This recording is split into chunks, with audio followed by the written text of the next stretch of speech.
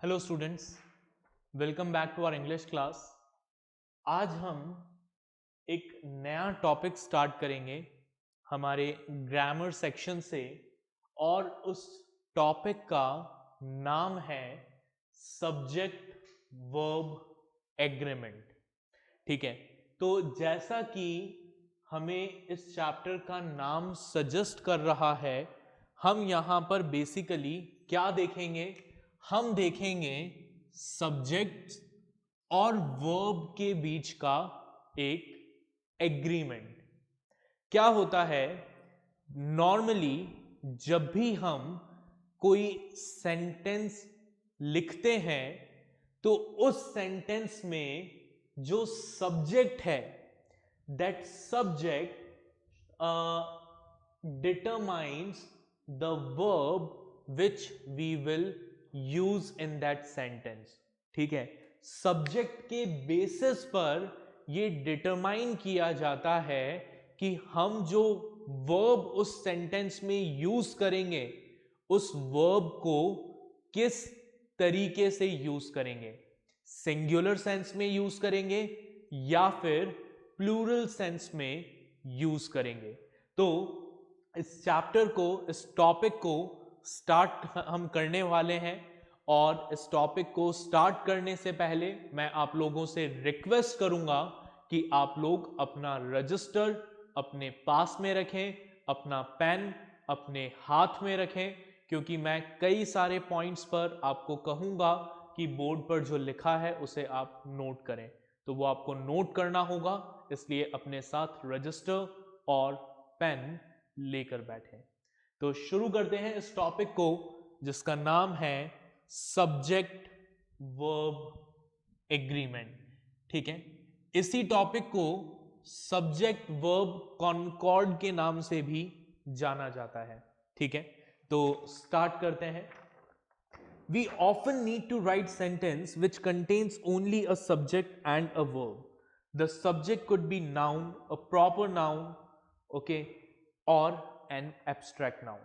तो हम यहां पर डायरेक्टली क्या करेंगे? We will discuss the rules।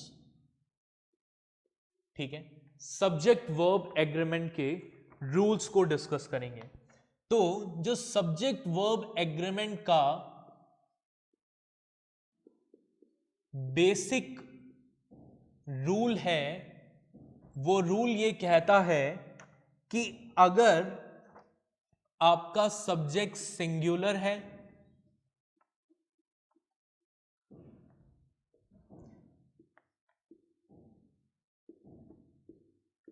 तो आप जो वर्ब यूज करेंगे वो वर्ब भी कौन सा यूज करेंगे?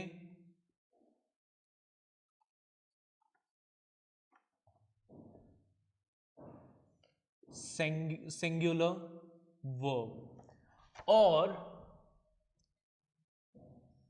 अगर आपका सब्जेक्ट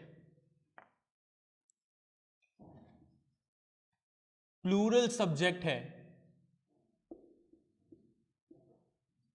तो हम जो वर्ब यूज करेंगे that verb will B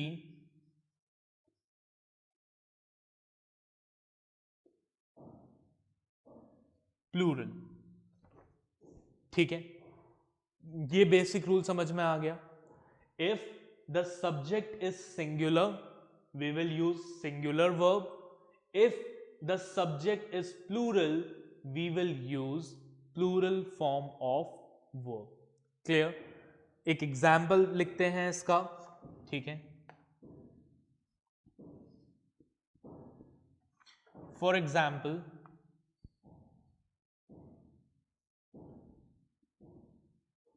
he is playing। ठीक है, क्या लिखा हमने? he is playing। तो यहां पर he जो है it is what? It is a singular subject. ठीक है, सिंगुलर सब्जेक्ट है। तो अब सिंगुलर सब्जेक्ट के साथ हम वर्ब भी कौन सा यूज करेंगे? सिंगुलर, इसलिए हमने यहां पर लिखा इज। ठीक है,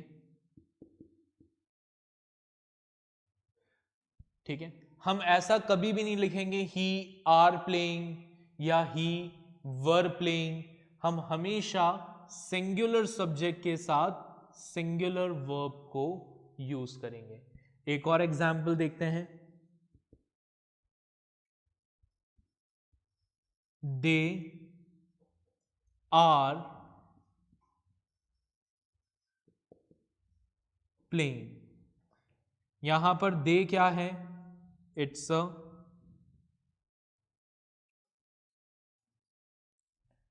प्लूरल सब्जेक्ट, तो उसके साथ हम जो वर्ब यूज करेंगे वो भी कैसा होगा? प्लूरल होगा। ठीक है, आप इसको नोट कर लीजिए, फिर हम आगे बढ़ते हैं इस टॉपिक में।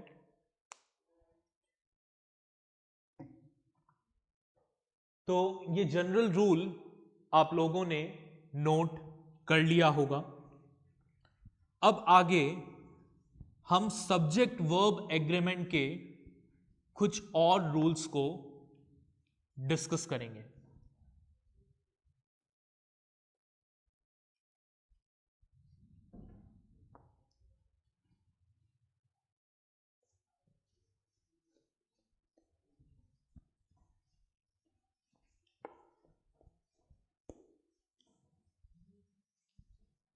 चलिए, तो स्टार्ट करते हैं। पहला बेसिक रूल हम डिस्कस कर चुके हैं। Single subject singular verb, singular subject singular verb, plural subject plural verb. इसके अलावा कुछ और रूल्स हैं, उन्हें अब हम एक एक करके डिस्कस करेंगे। पहला रूल क्या है? First rule, when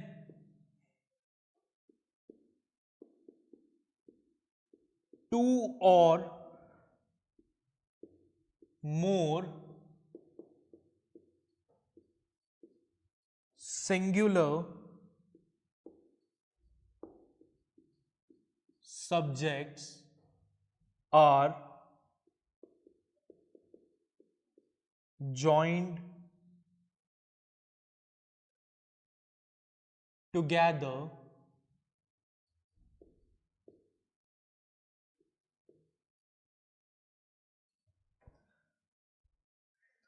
plural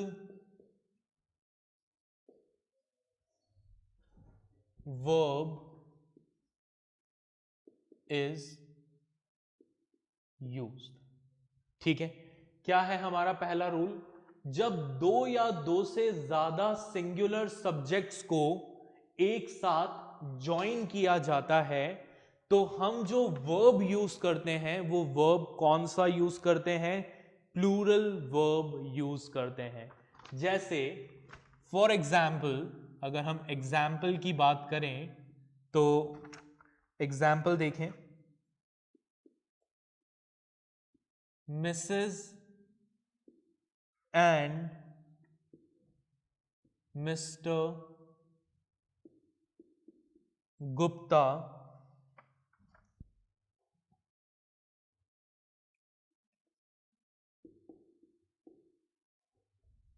going to the market। ठीक है, क्या एग्जाम्पल है हमारा? देखिए, Mrs and Mr Gupta dash going to the market. अब इस डैश में क्या आना चाहिए? इज या आर। तो हमारा बेसिक रूल तो क्या कहता है? बेसिक रूल कहता है कि अगर आपका सब्जेक्ट सिंगुलर है तो जो वर्ब है वो भी क्या होना चाहिए? सिंगुलर होना चाहिए। लेकिन जो हमने अभी रूल पढ़ा उस रूल के अकॉर्डिंग हमने क्या पढ़ा कि अगर दो या दो से ज्यादा सिंगुलर सब्जेक्ट्स को एक साथ ज्वाइन किया जाता है तो हम जो वर्ब यूज करते हैं वो वर्ब प्लूरल यूज करते हैं। तो यहां पर Mrs Gupta and Mr Gupta, ये दोनों क्या हैं, दो अलग अलग सिंगुलर सब्जेक्ट्स हैं, और हमने इन दोनों को क्या किया, एंड वर्ड की मदद से ज्वाइन कर दिया। ठीक है, तो जब दो सिंगुलर सब्जेक्ट्स को ज्वाइन किया जाता है तो वर्ब कौन सा यूज होगा, बिल्कुल सही समझ रहे हैं आप, प्लूरल वर्ब यूज होगा। तो हमारा सेंटेंस क्या होना चाहिए, Mrs and Mr Gupta are going to the market. ठीक है, अगर हम इसकी जगह ऐसा लिखते हैं, Mrs and Mr Gupta is going to the market, तो वो सेंटेंस गलत होगा। बात समझ में आ गई। चलिए सेकेंड रूल देखते हैं। अब सेकेंड रूल क्या है, लेट्स सी। व्हेन टू,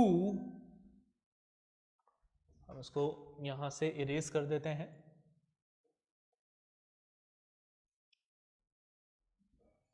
चलिए, when two subjects together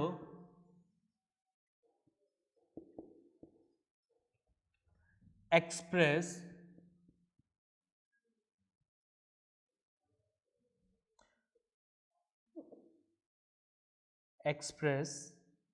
one idea, comma,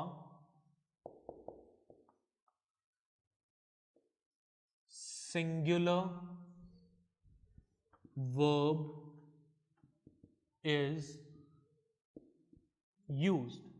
ठीक है, जब दो अलग अलग सब्जेक्ट्स मिलकर एक सिंगल आइडिया को रिप्रेजेंट कर रहे हैं या फिर एक्सप्रेस कर रहे हो, तो उस केस में भी हम जो वर्ब यूज करेंगे वो वर्ब कौन सा यूज करेंगे, सिंगुलर वर्ब यूज करेंगे। एग्जाम्पल से समझते हैं हमारी इस बात को जो मैंने अभी कही है। एग्जाम्पल देखिए,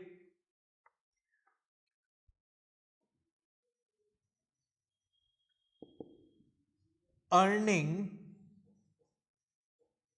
your bread and butter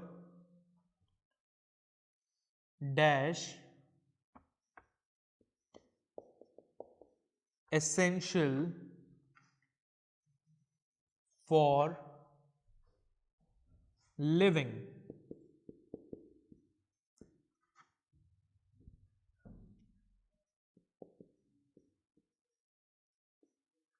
अब देखिए यहां पर क्या लिखा हमने, हमने लिखा earning your bread and butter dash essential for living. मैंने आपको क्या कहा था, मैंने आपको कहा था कि जब दो अलग अलग सब्जेक्ट एक सिंगल आइडिया को रिप्रेजेंट करते हैं, अब यहां पर अगर हम इसमें इस पूरे एग्जाम्पल में आइडेंटिफाई करें तो हमारे सब्जेक्ट कौन कौन से हैं, ब्रेड और बटर। ठीक है, दो अलग अलग सिंगुलर सब्जेक्ट हैं।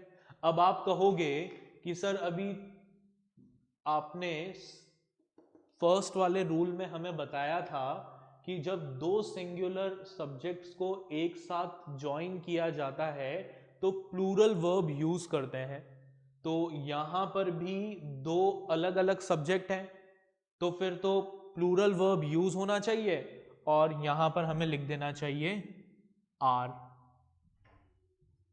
है ना, ऐसा ही होना चाहिए। लेकिन ऐसा नहीं होगा। क्यों नहीं होगा ऐसा, ऐसा इसलिए नहीं होगा क्योंकि यहां पर ब्रेड और बटर जो हैं ये दो अलग अलग चीजों को रिप्रेजेंट नहीं कर रहे हैं, they are representing us, they are expressing a single idea, एक सिंगल आइडिया को रिप्रेजेंट कर रहे हैं। यहां पर ब्रेड और बटर किस चीज को रिप्रेजेंट कर रहा है, इट इज रिप्रेजेंटिंग इनकम या अर्निंग, ठीक है, एक सिंगल चीज को रिप्रेजेंट कर रहा है ब्रेड और बटर, इसलिए हमारा सेंटेंस क्या होगा, हमारा सेंटेंस होगा earning your bread and butter is essential for living. ठीक है, बात समझ में आ गई, आप इसको प्लीज नोट कर लीजिए।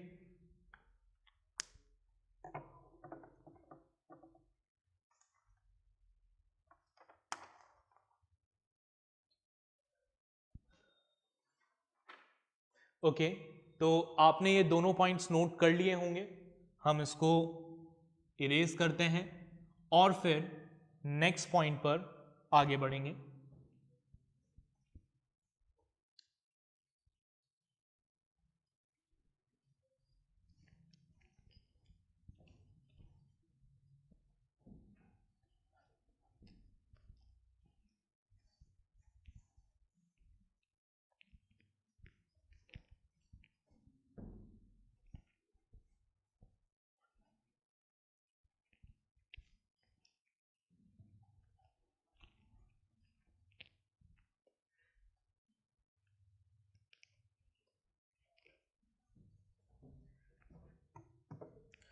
हाँ, तो अब हमारा अगला पॉइंट है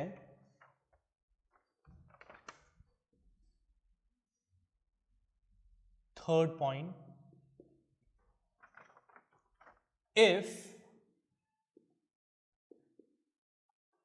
द गिवन नाउन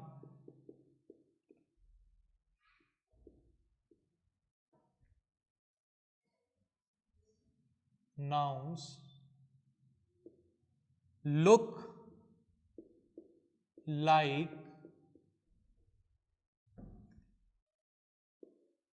plurals, ठीक है, आपका नाउन किसके जैसा नजर आ रहा है, मतलब जो सब्जेक्ट है वो कैसा नजर आ रहा है, प्लूरल जैसा दिख रहा है, मतलब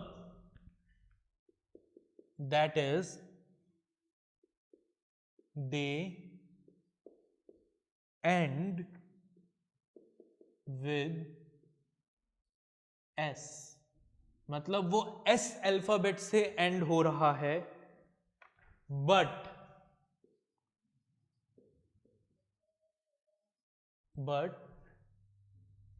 दे are in fact singular nouns, then we use a singular verb। ठीक है, ऐसे कई सारे नाउन हैं जो एस वर्ड से एंड होते हैं, और हमारा नॉर्मल जो कंसेप्शन है सिंगुलर और प्लूरल का वो यही है कि जिसके पीछे एस आता है वो प्लूरल होता है। जैसे अगर मैं लिखता हूं बॉय तो सिंगुलर है, बॉयज प्लूरल है, गर्ल सिंगुलर है, गर्ल्स प्लूरल है। तो हम ये मानते हैं कि नॉर्मली जो एस वर्ड से एंड होते हैं ऐसे नाउन्स प्लूरल होते हैं, ठीक है, लेकिन ऐसा कोई हार्ड एंड फास्ट रूल नहीं है। तो हमारा जो अगला पॉइंट है वो अगला पॉइंट यही है, ठीक है। क्या कह रहा है ये पॉइंट, ये पॉइंट कहता है कि ऐसे नाउन्स जो प्लूरल जैसे दिखते हैं, एक्चुअल में वो प्लूरल है नहीं, बस प्लूरल जैसे दिखते हैं, मतलब वो किससे एंड होते हैं, एस से एंड होते हैं, लेकिन एक्चुअल में वो क्या है, सिंगुलर है, तो उनके साथ भी हम क्या करेंगे, सिंगुलर वर्ब को यूज करेंगे। जैसे फॉर एग्जाम्पल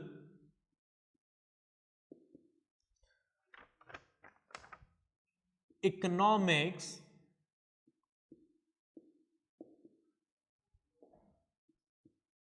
अब इकोनॉमिक्स वर्ड जो है ये एस से एंड हो रहा है, तो नॉर्मली हम सोचेंगे कि ये प्लूरल है, बट ऐसा नहीं है। इकोनॉमिक्स वर्ड जो है ये अपने आप में क्या है, it is a singular noun. ये सिंगुलर नाउन है, तो उसके साथ जो हम वर्ब यूज करेंगे वो भी कैसी होगी, singular. My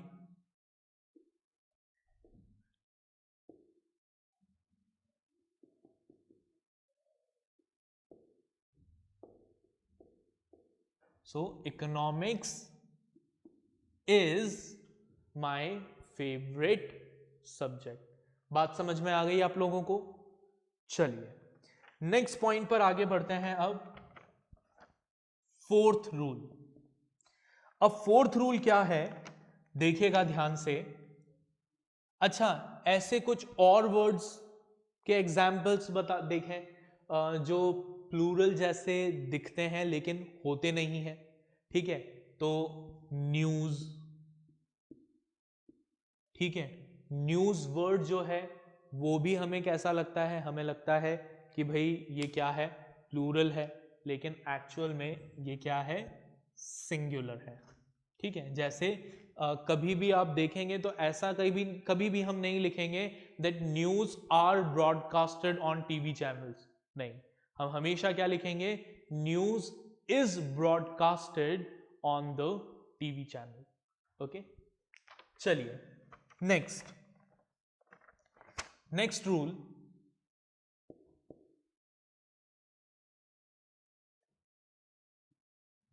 everybody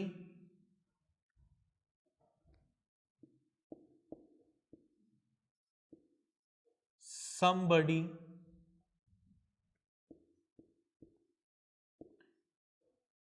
nobody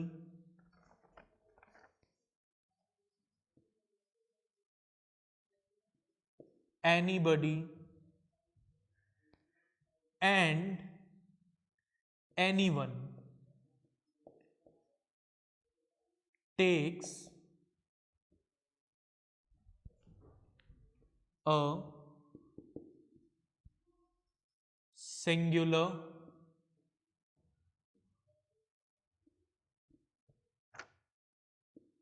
verb। ठीक है, क्या है अगला रूल, ये जो हमारे वर्ड्स हैं एवरीबडी, समबडी, नोबडी, एनीबडी या एनीवन, इन वर्ड्स के साथ हमेशा हम कौन सा वर्ब यूज करेंगे, सिंगुलर वर्ब को यूज करेंगे। फॉर एग्जाम्पल, अगर हम एग्जाम्पल देखें तो देखिए, नोबडी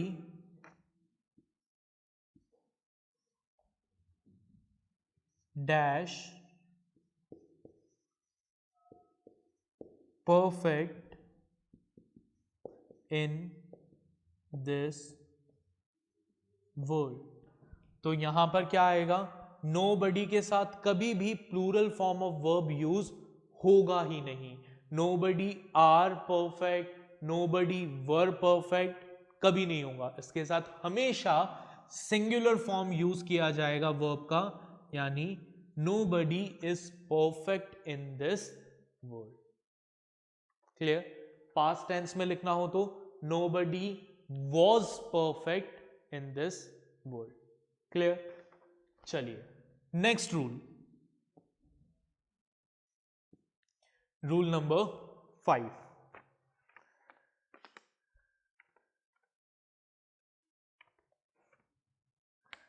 देखें क्या है अगला रूल हमारा, nouns joined by and takes a plural verb। ठीक है, ऐसे नाउन्स जिनको एंड वर्ड के साथ जोड़ा गया हो उनके साथ क्या किया जाएगा, हमेशा प्लूरल वर्ब यूज होगा। जैसे फॉर एग्जाम्पल,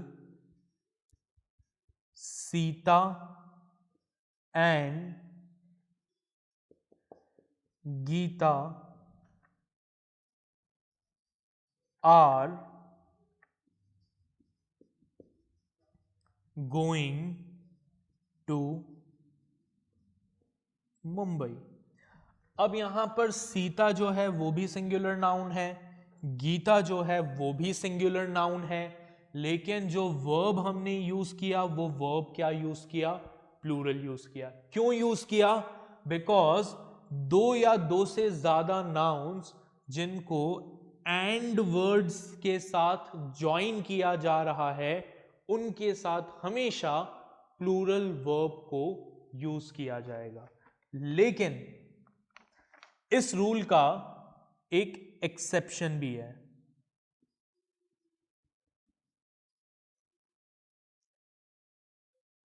ठीक है, ये जो हमारा रूल है इस रूल का क्या है, एक एक्सेप्शन है।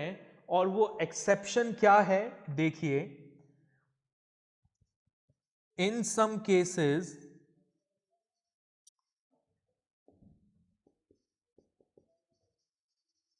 singular verb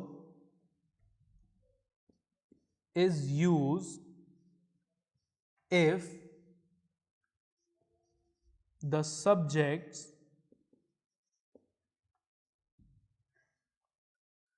are treated as a single idea or concept. अगर आपके जो दोनों नाउन्स हैं या दोनों सब्जेक्ट्स हैं उनको एक सिंगल आइडिया या कॉन्सेप्ट की तरह ट्रीट किया जा रहा है तो उस केस में ये जो हमारा रूल है ये अप्लाई नहीं होगा। जो वर्ब है वो कौन सा वर्ब यूज होगा, सिंगुलर वर्ब यूज होगा। जैसे for example Tom and Jerry is a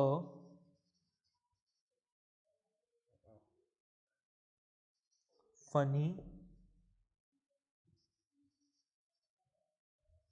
series. अब यहां पर भी टॉम और जेरी ये दोनों क्या हैं, दो अलग अलग क्या हैं, नाउन्स हैं जिन्हें हम एंड वर्ड के साथ ज्वाइन कर रहे हैं। लेकिन ये जो टॉम एंड जेरी है, ये टॉम एंड जेरी क्या रिप्रेजेंट कर रहे हैं, एक सिंगल आइडिया को रिप्रेजेंट कर रहे हैं। कौन से सिंगल आइडिया को रिप्रेजेंट कर रहे हैं, एक कार्टून शो के आइडिया को रिप्रेजेंट कर रहे हैं। इसलिए इनके साथ हमने जो वर्ब यूज किया वो सिंगुलर वर्ब यूज किया। तो आप इनको नोट डाउन कर लीजिए।